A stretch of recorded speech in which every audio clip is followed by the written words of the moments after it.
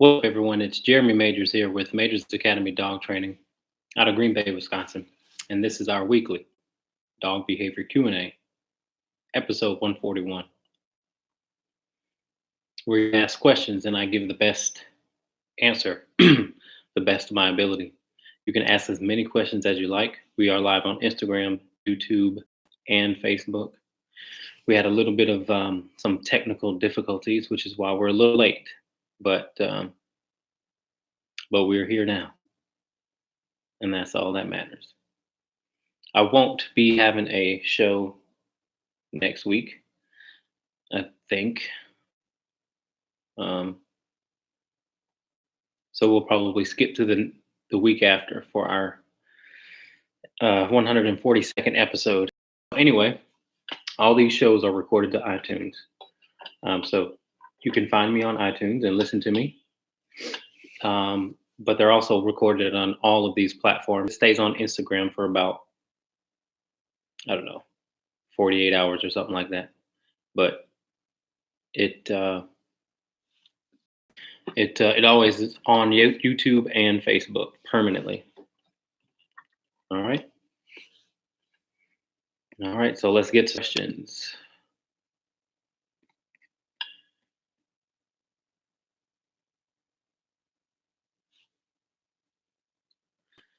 Okay.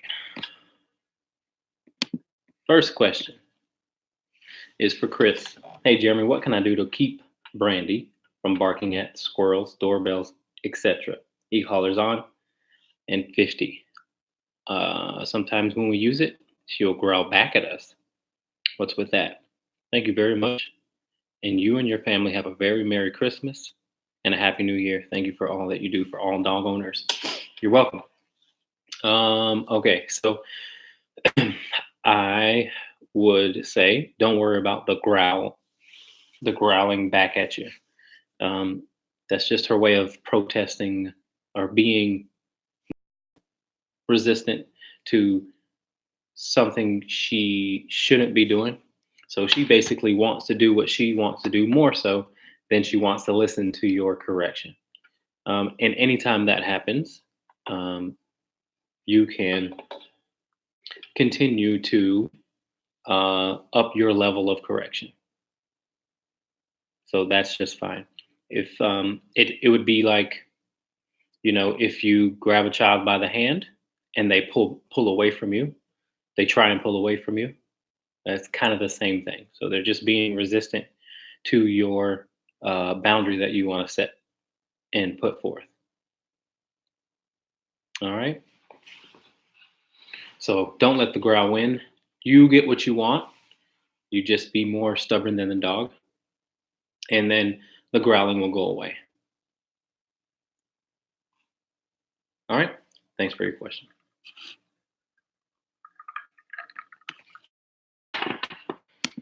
All right, let's keep it rolling. Do all dogs need to be crated?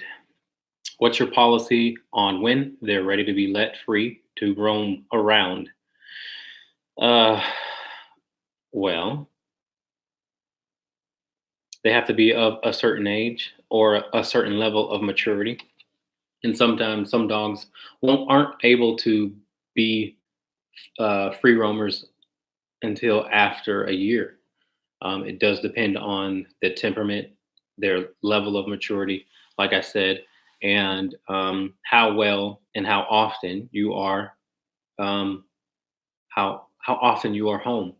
If you're home a long time, or if you're away from home a long time, then you may need to consider some things. One of which is to uh, maybe have someone let your dog out in the middle of the day, or um, um, or really exercise the dog those days that you may be gone long. Or you can take the dog to dog daycare, but just evaluate how much exercise your dog is getting. Your dog will tear up stuff if it has too much energy. And so notice that. That's one thing that I even notice. Sometimes if my dogs get anxious in the crate, then it's probably because they haven't had their exercise. So just evaluate that, and along with the other things I mentioned before. All right. Thanks for your question. Those of you who are watching live, your questions are the priority. I have questions that come in via email and other social media outlets. I will always go back to those, but people who are watching live, your questions are the priority. So if you type yours, I will immediately stop my little rants and answer your question first. All right. Okay, here we go. Sarah says, what is the best way to respectfully take away a bone when I want my dog to be done chewing? For example, if we give her a bully stick and I only want her to have half of it, is it better to just make her drop it and take it away, or trade her for a treat in exchange to uh, on me, uh, go away from the bone? Hmm. Um, you should just have the ability to take whatever the dog has in their mouth at any time, whenever you want. And it seems cold, it seems whatever, but it's a skill that you should obtain with your dog, just in case your dog starts to chew on something that would be very dangerous to them, and that is a possibility. So um, I would I would obtain the ability and maintain it too, which means practice it. Um, she should respect when you even come up and go to grab for it. You ever see two dogs who are clear on who is um, more dominant or alpha, whatever you want to call it? If you ever see two dogs that are just very clear on who has the upper hand, when the dog who has the upper hand wants something, they just shove them out of the way and take it. And that's it. No argument, no nothing. And let me reemphasize, when things are clear between them two. When things aren't clear, then you get conflict. And so, same thing from dog to owner. When things are clear between you and your dog should have no problem allowing you to take whatever it wants, whenever you want. So that's the goal. It keeps them safe. Once again, if your dog decides to chew on a raccoon carcass, 8:14 p.m. What? Because that has happened. Um, I don't know where I was, but maybe I think I was still in Georgia. But I came across this lady whose dog had a raccoon carcass. It was flat. It was, what do they call it? Road pizza, something like that. Um, Dog had the daggum raccoon in its mouth and would not let the owner have the raccoon. It was growling and barking and biting at the owner, trying to save the dog from potentially eating the raccoon carcass. And so it's kind of important that you have that. Your dog should not be upset at you at all if you try and take anything from them. Okay? Thanks for your question. And feel free to ask another.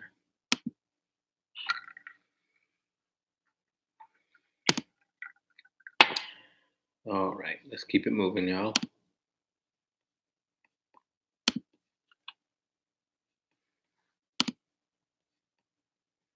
Okay.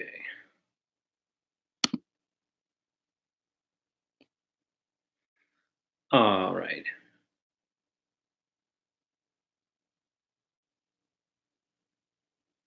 Here we go. Okay. I have a 4-month-old Italian Greyhound, and my 3-year-old son goes to pet her in the back, she growls and sometimes snaps. Best solution: remove the child, keep the puppy on leash, shock collar. Um, the best solution would be to teach both your dog and your son what is right and what is wrong. My opinion, um, uh, you can teach your son maybe to be a little more sensitive to the dog. Teach the 3-year-old to leave the dog alone, and then teach your 4-month-old husky that growling and snapping is definitely not okay. You know what I'm saying? Tell that husky, have a conversation and say, hey, you want to stay in this house. You cannot do that. That is something you can't do. Um, it's a very young puppy, very young, a young son. And so I would say their relationship is going to be based on how well you can control both of them. And then it sounds like a lot, but that's what's going to have to happen. The husky must respect your leadership, and the son must respect the dog to a certain level as well. Make sure the son's just not overwhelming that puppy. That's all I'm saying.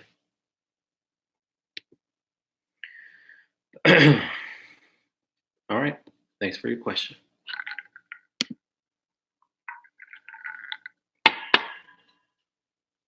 Okay, Beth says anytime someone comes to the door and we need a quick confinement area for Tide, we put him in our bedroom.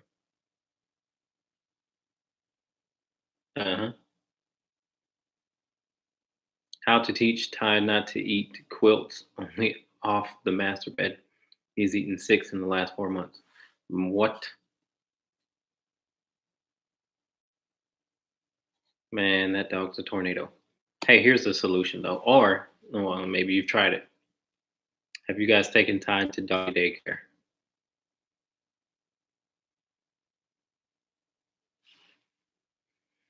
Because it sounds like he's a tornado.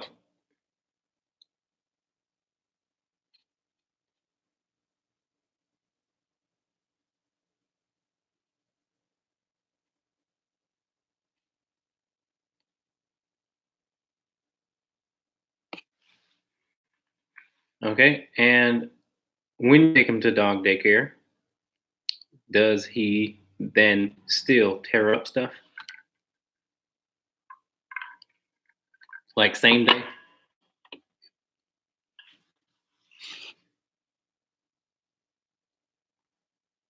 That's good. That's good. Treadmill is good. Okay, I'll come back to you. When should I transition from using a treat to the e-collar when teaching a command? Sammy has been working on touch. He will put his paw on my arm when I say touch. He gets rewarded after his touch. Sometimes when we work on this, he gets it 3 out of 4 times.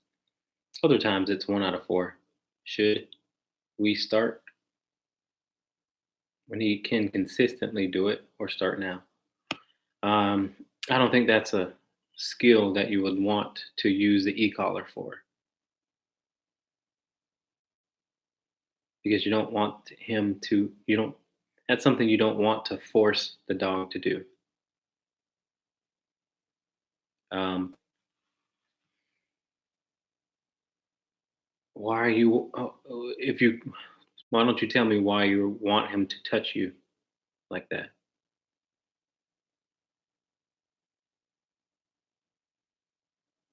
And then if I know why, or a little bit more, I can tell you how to get it more reliable. Basically, though, here's the deal. Um, so if you want it to be reliable without forcing it, then you have to Do it in the presence of something he really wants. If treats aren't as if treats are not making it very consistent, then do it. Uh, then do it before he wants anything. Before you give him anything, food, his dinner, his breakfast, to go outside, to play ball. Um, just say touch and don't say it again. Just say touch once. And if he wants what you're what you're in between him of, so say you're standing between him and the door. He wants to go outside. Say touch, and then just watch him use his brain. And then when you see or feel him kind of forgotten about it, or he's not thinking anymore, which is kind of, I don't know, then you say touch again, but don't say touch, touch, touch, Sammy touch, Sammy touch. Say it once and give it some time to marinate. And again, if you don't feel like he's thinking anymore, then you can say touch again. But you should give the dog time to exhaust his uh, attempt not to listen to you, if that makes sense. Because most dogs are going to say, "I don't want to do it. I'm going to wait here um, until you give in." But if you don't give in, then the dog will try something to get what it wants. So if you want to make it anything more reliable, there has to be that certain level of respect for you as well, not just the incentive. The incentive is only one half of it. I want this treat, but I can choose when I want it. See, that's what makes treat training the very unreliable when it comes to real world dog training, because they can choose to have an appetite. But the most reliable is if the dog thinks you are going to be if the dog respects your ability to keep them consistent. It sounds like a lot, but bottom line is, do you give in before your dog gives in?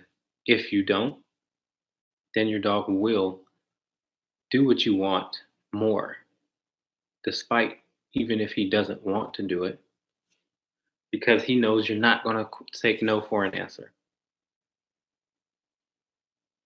So we can talk more too about it too. I mean, I can give you some more tips.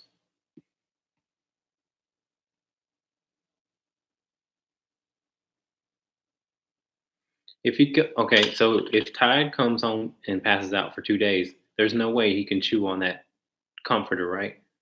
So is it an exercise issue?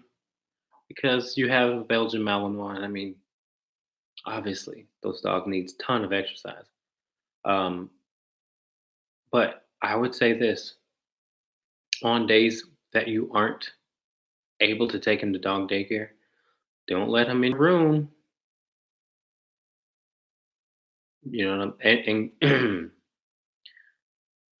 not let that dog in your room when you're not when you haven't taken him to dog daycare.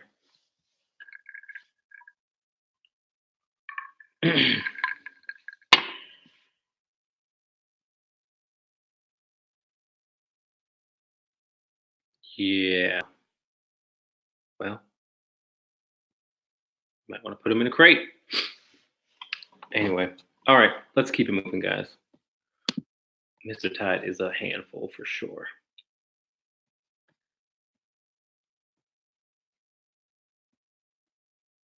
Okay. Okay. Let's see. Do you have any recommendations about teaching a dog not to scratch when asking to come in or out?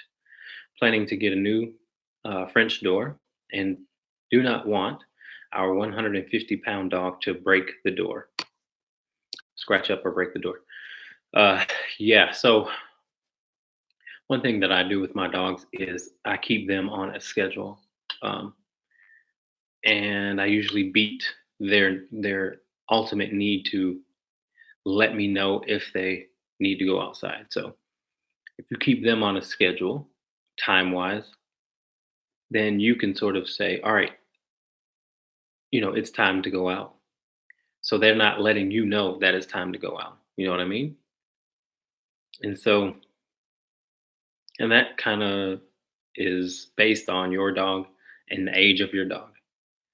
Um, and you'll just have to work that out. But you can also discipline your dog for not, for scratching the door to come back in. Um, you can also anticipate that as well by watching your dog when they go outside. And if you see that they've peed and pooped, then you can beat them to the door so that they don't scratch up your door. Or, like I said, if they do scratch it once, um, give them a consequence so that they aren't going to scratch your door up. And they won't do that. I have uh, a lot of dogs try that with me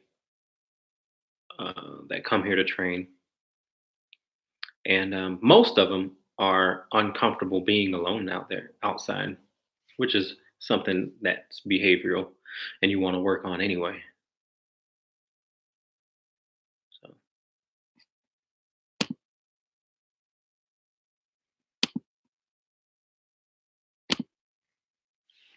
all right. Thank you for your question. He hears my voice and he's trying to find you. Mm-mm-mm. What we gonna do with you?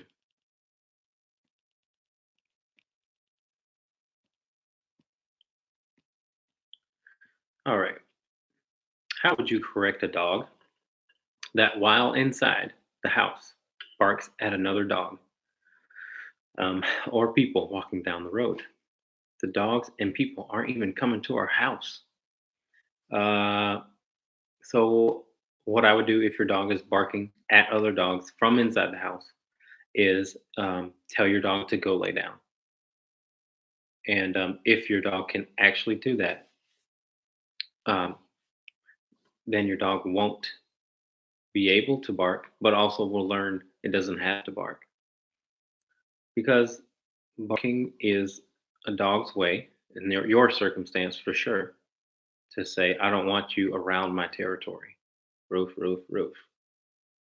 And so you just have to show the dog that that behavior is not necessary. Then it'll learn to control its impulses. So the best thing you can do for your dog and your sanity is to teach the dog to do something that it has to do while you are while those things the world is going on around you, because you cannot control the outside world, but you can control your dog. So you might as well help your dog learn how to control and be okay with things that are going to happen, with things that are inevitable, like people walking by your house and dogs walking by your house. And instead of allowing your dog for its entire life to bark at something that happens every single day, why leave your dog in that state for that long? For that long, free your dog of that sort of, you know, your dog's almost a slave to just everyday things that happen. So, yeah, teach your dog to do something. Make it listen to you. You are the dog's leader by chance, and it is your responsibility to teach the dog about the world. It would be almost like if we wouldn't care that our child is scared of the bus or school. Well, we all know that those things happen and they have to happen. So we have to show them that it's nothing to be scared about. Okay? It's our responsibility.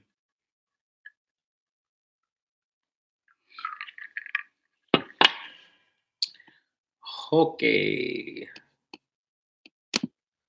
Those of you who are watching live, feel free to ask questions. Don't be bashful.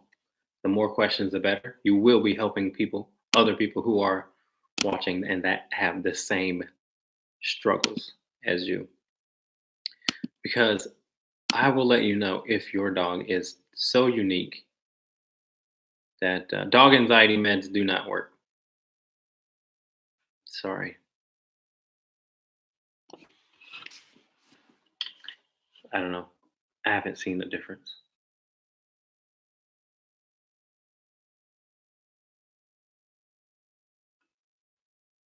So I'm hoping you guys' next dog will not be a Belgian Malinois. Y'all need a break from that dog. Y'all need a break from that breed. Next dog, most lazy dog on earth. How about that?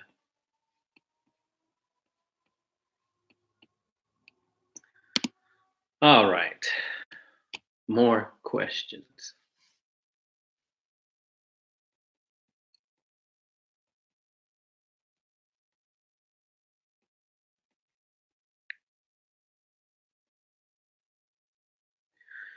Okay.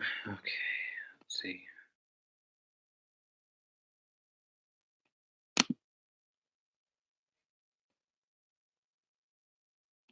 How do I get my dog to stop marking on my furniture? Um, well, there's a couple of things. Um, Marking on furniture is both a lack of respect for boundaries in the home and maybe too much uh, urination um, scent also in the home. Um, you can you can give your dog a consequence for marking inside. Make sure your dog is obviously outside enough to where it doesn't have to go inside, but make sure you clean up well after your dog. And like I said, give the proper consequence. Also, uh, if my dog does that, then they've got to stay in the outside area or they get back to a crate for a couple of days. Okay. What's up, Rach? How are you? Okay. Bought a protective rubber bottom dog socks for Clovis. Was wrestling match. Took me an hour to get them all on. It was exhausting. I worried about his bare feet in the 20 degree or less weather. Also, salt. How do I know when his feet have had enough? Those socks are a joke. When his feet are had enough, he'll start lifting them. Usually you can see because they'll start lifting him up, and that's usually when they say enough is enough.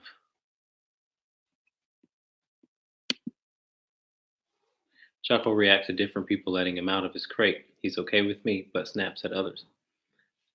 Make sure those others know the protocol of letting him out of the crate, and that is putting Chaco in a down.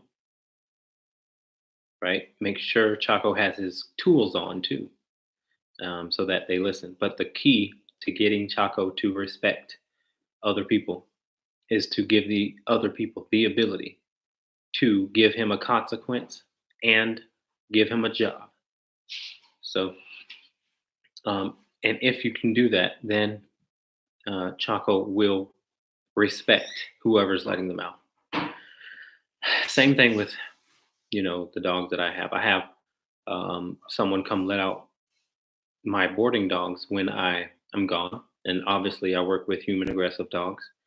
And I have yet to have an accident between the person who lets my dogs out and the very aggressive dogs.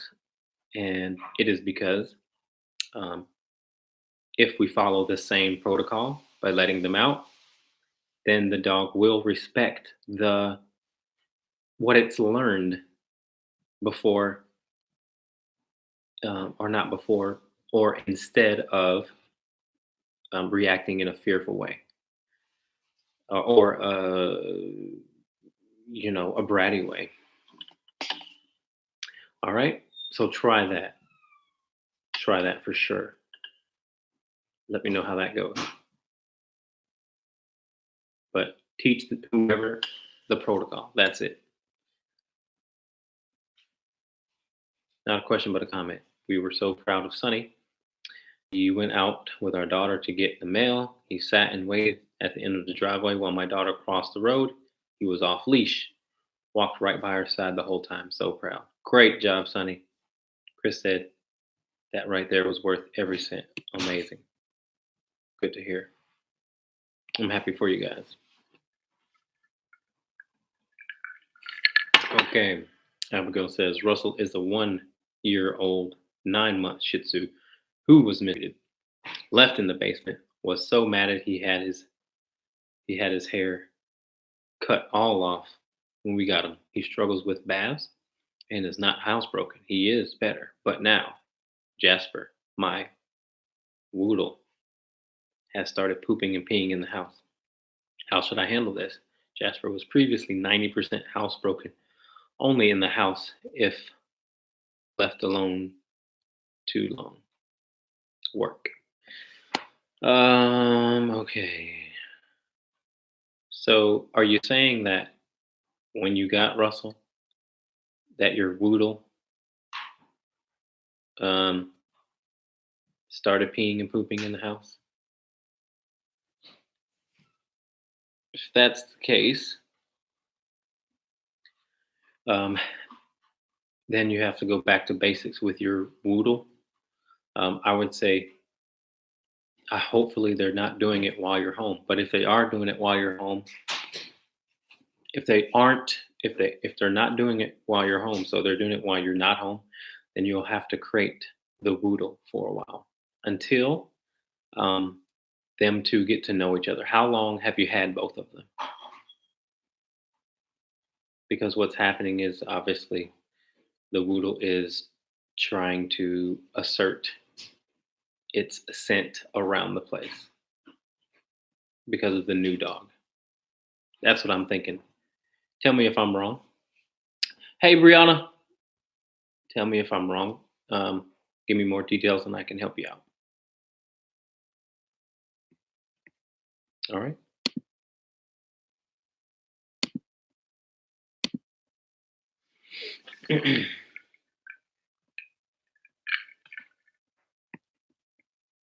I wish you guys had that on video. If you guys got that on video with Sonny, man, that'd have been amazing.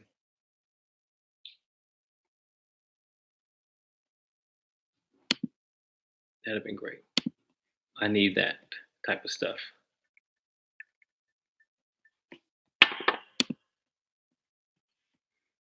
Okay, so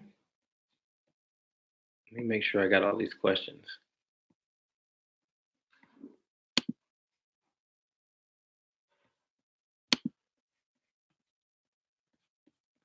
Yep, I got them all. We'll get it next time. Yeah, that'd be great. I would love to see that. Hey, listen, this is what I tell people. That's really kind of Jackson is 8 weeks. Russell's just 2 months. 8 weeks? I thought you said it was a year. Those are two. Okay. If you're talking about 8 weeks is 8 weeks is too young to expect much, and 2 months is also. Now, those are puppies. I thought I heard a year. Anyway, those dogs need to be outside then most of the time, or exercise, I think, is going to be the way that When it comes to puppies and potty training, you're going to have to manipulate the food and water in order to help them or teach them where to go. Because if they have free roam over your house and they get to eat when they want, then they get to poop when they want. And so part of the battle when it comes to puppies is just getting them and keeping them on a food to food and let out schedule. Oh, I've had them since 8 weeks. Russell, I've had 2 months. Okay, I got you. Okay. Now it makes sense. So refer back to my other answer. I thought I was kind of accurate, or I thought I was right about what I had said first. Just kind of refer back to that um, whole situation. It's a little bit unclear yet, but I think I've got it.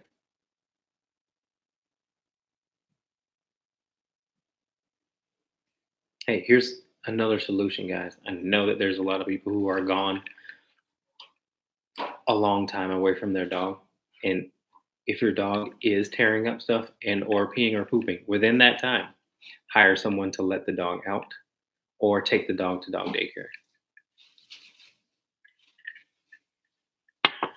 Hire a dog walker or ask the neighborhood responsible teenager, neighbor, whatever. You know what I'm saying? That always helps.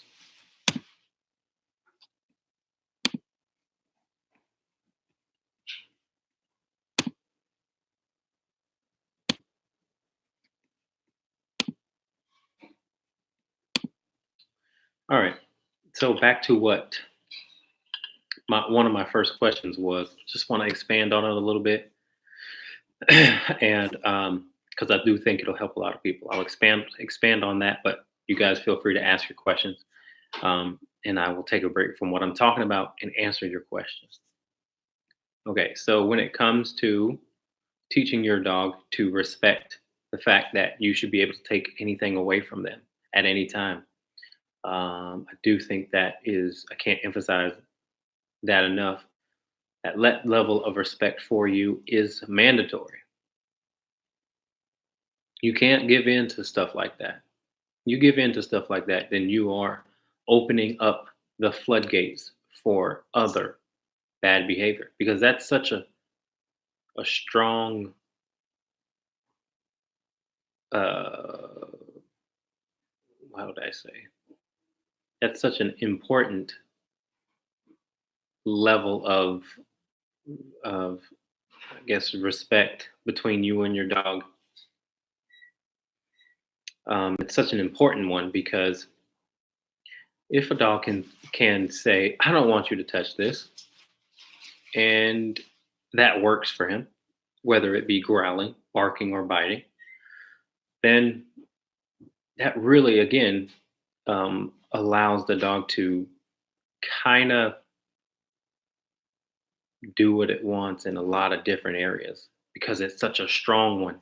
You know, it's so basic, but it's so strong. It's like it's like allowing your dog to. I mean, it's even more stronger than allowing your dog to bark all day and or jump on guests. Um, because again, it's simple, but it means a lot to the way the dog views you and the respect it should have for you. Who cares about respect? Who cares about friendliness at that point? You're using you want that skill. You want to teach your dog that skill because again, if your dog goes after a dropped piece of chocolate or a pill, something that could be lethal for them, you want to be able to take it from them without having them try and bite you and challenge you over it. So that's one of those real, you know, principles that you should really be striving for if you don't have one, if you don't have that uh, with your dog.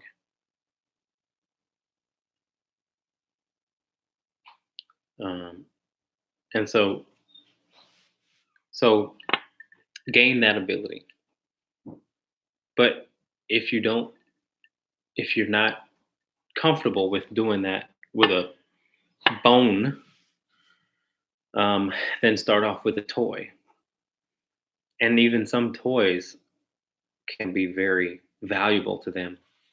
So basically, start off with something that's not as valuable, that they half-ass want. Like, well, I don't know. It depends on the dog, but toys are usually less valuable in general than bones.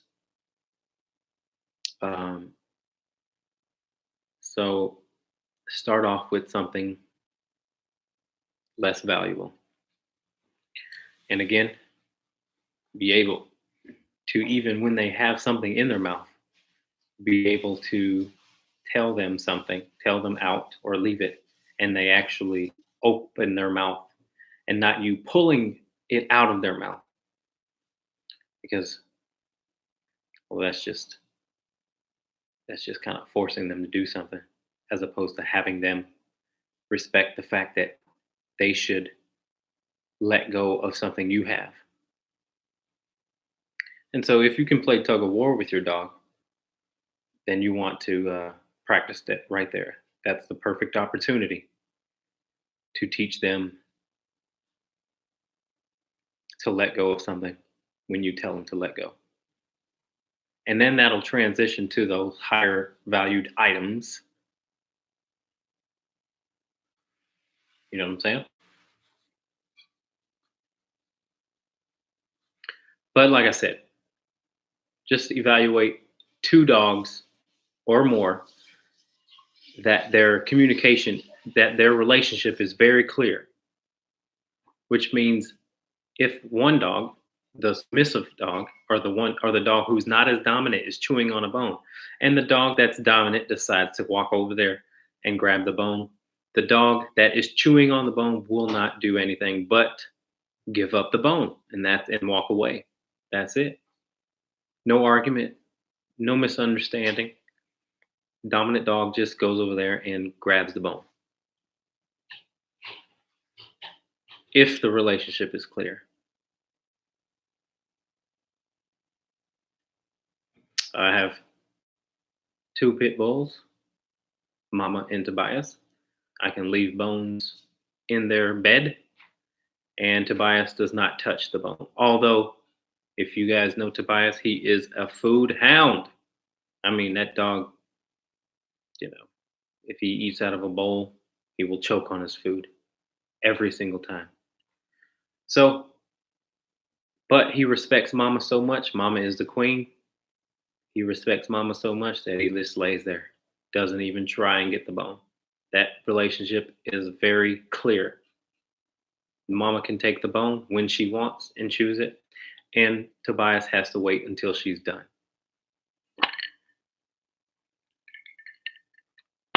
So try and get that level of respect if you don't have it.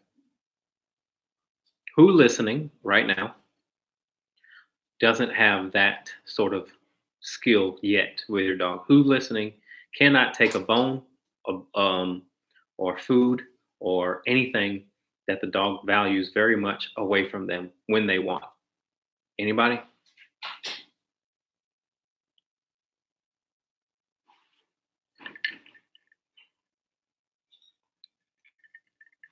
Oh, so you guys are all good, huh? Huh. Hmm. You guys got it down then, huh? I'm just wasting my time. I'm just kidding. I'm just kidding. Okay, we'll have time for a couple more questions. A 6-month-old Mash has a wire crate, but absolutely hates it and will do anything to get out, including hurting himself. Currently, we put him in an entryway blocked with baby gates, but he has access to 3 stairs, which he has chewed up the carpet on. How would you stop this from happening? And or Would you try training in a different kennel instead? No, but thanks, Q. I appreciate that. No, the dog should be able to be calm in your crate. You just have to teach the dog calmness in the crate. Okay, and a quick way to teach them to be calm in the crate is to teach them to be patient when coming in. Excuse me, when coming out of the crate. So when you let your dog out of the crate, the dog should not just burst out. Very important to teach the dog how to be calm in the crate. You must get the dog to sit, not just for 1 second, not just for 2 seconds, and not just for a crate. Um, so you open the door slightly and you close it back very firmly and tell him to sit. Slam it in his face. I don't care. You may have to do this several times, but you say sit while it happens so the dog can actually say, "Is this what you want me to do?" You won't have to slam the crate over and over and over again. The dog will take your word for it. Sit or else. That's what you want. So you tell the dog to sit. You should be able to open the crate, keep the dog in a sit before you let it out. This is going to teach the dog to be calm in the crate and um, melt away the need to get out. Because the protest, the scratching, the all this and that, it works for that dog. It works to help get the dog out. So first and foremost, though, go ahead, make sure that you give the dog proper exercise before implementing that protocol I just spoke about. Make sure the dog is tired and then put him in the crate.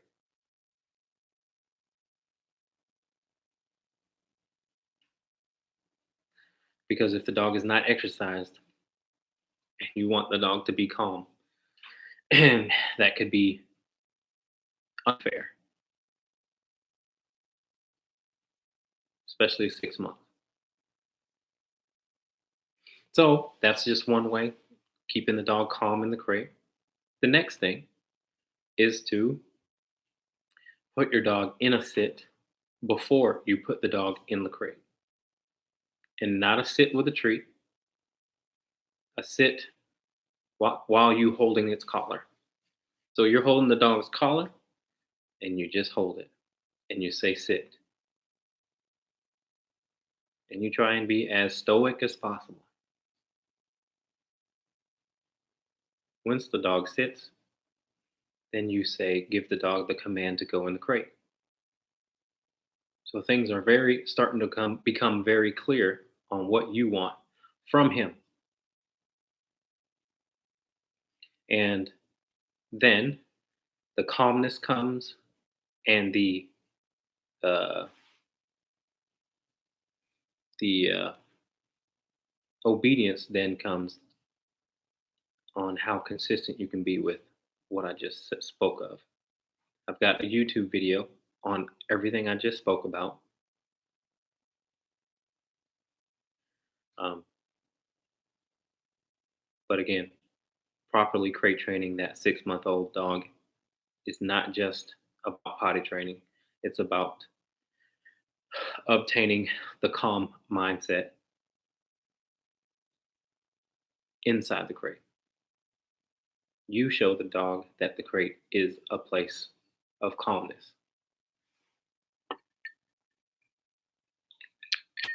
All right, there's a little bit more to it that can help you out, but start with that. See what you get. Okay? Makes sense. Thank you. We will definitely check out the video. You're very welcome. Thank you for your question.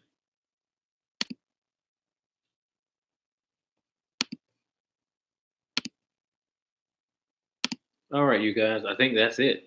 That's all I got time for. Unless you guys got one more, you better type it in now. Otherwise, I really appreciate all of your questions. As always, it's going to help out some folks out there. Promise you. So thank you for those. We'll be back maybe not next week because next week is Christmas, right? Oh, there's one. Never mind. Hold on. We got one more. Do you think dogs should wear a regular collar at all times when in the house? Mine just like to use them to drag each other around when playing, so we don't. Um, it depends. If you're, it depends on how well your dog listens to you, in my opinion. Um, because a collar is a training tool, in my opinion, and it also keeps their ID. Say that if they get lost, I mean, you can microchip, sure, but if someone else finds your dog, they can also show the dog where to go to become safe. So a collar is necessary in that regard. And I am being a hypocrite because none of my dogs wear collars. But um, I do want, I do train every dog to be comfortable with being moved with their collar because some people can't even do that with their dog. It's just kind of like teaching the dog how to walk on a leash correctly. I want my dog to come with me without trying to pull out of the and or just not trying to come with me. When I grab the collar and start walking, I want them to walk with me, nice and easy. So I do think a collar, regular collar, is useful for those reasons. Um, so I'll leave that up to you, but it is useful for those reasons. All right, all right. Thank you for your question. Yeah, let's get out of here. Give me a thumbs up, please, and we'll see you guys in a few weeks. I think next week is Christmas, so Merry Christmas to you guys, and I hope you have a good one. Bye bye.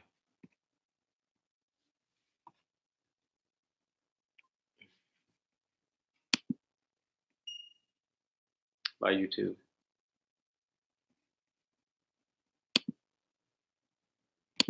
Bye, Instagram.